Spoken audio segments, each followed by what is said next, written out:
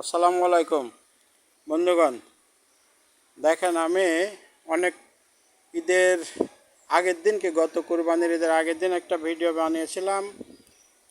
আমাদের ঈশ্বরদীর অসহায় একটি ছেলে, যার নাম সানজু, মর্মস্য অবস্থায় মেডিকেলে এসেছিল।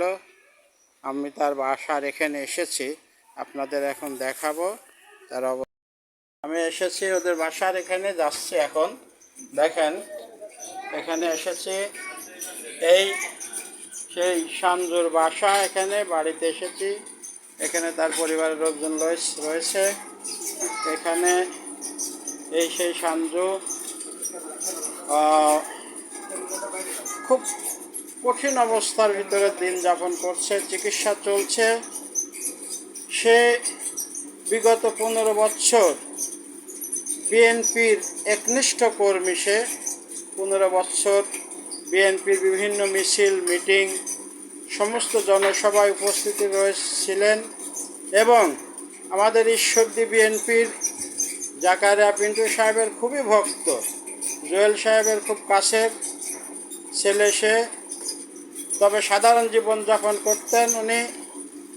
একটি সিএনজি ছিল, সিএনজিটা বিক্রি করে ওষুধের ব্যবস্থা করেছে। এখন সে নিঃস্ব অবস্থা রয়েছে।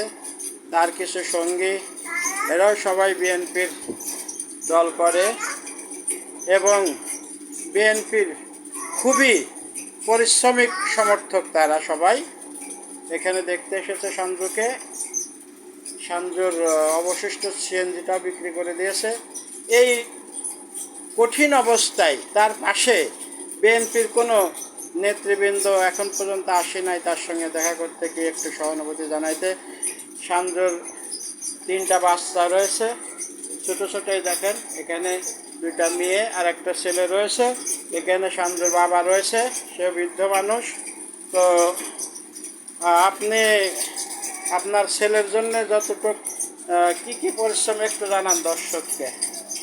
আমার ছেলের জন্য কী পরিশ্রম, ঈদের আগে থেকেই অসুস্থ, বহিরাগত ছিল, অনেক দিন ধরে সে রাজনীতির সাথে জড়িত এবং ডাঙ্গা। আপনি কোথায় ট্রিটমেন্ট করেছিলেন? রাজশাহীতে যা কোনো রেজাল্ট ভালো পায় নাই। লাস্টে পাবনাতেও ভালো পায় নাই। লাস্টে ঢাকা ফরওয়ার্ড দিতে নিয়ে গেছে। ফরওয়ার্ড দিতে নিয়ে অনেকটাই উপকার পাইছে। সে ট্রিটমেন্টটা এখনও চলছে। মোটামুটি 80-90 হাজার, 1 লাখের মধ্যে আমার টাকা পয়সা চলে গেছে। তো বন্ধুগণ, এখন তার বাবা নিঃস্ব হয়ে গিয়েছে।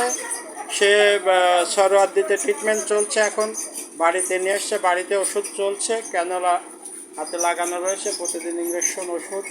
তো আপনারা এটা একটু শেয়ার করবেন যাতে নেতৃবৃন্দর নজরে আসে, তারা একটু যেন তাকে দেখার বা সহযোগিতার চেষ্টা করে।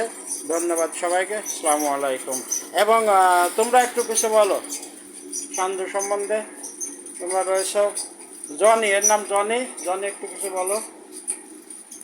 আমাদের একসঙ্গে চলেছি। সানজু ভাই অনেক অসুস্থ, আশা করছি খুব দ্রুত সে আবার সুস্থ হয়ে আমাদের মাঝে ফিরে আসবে।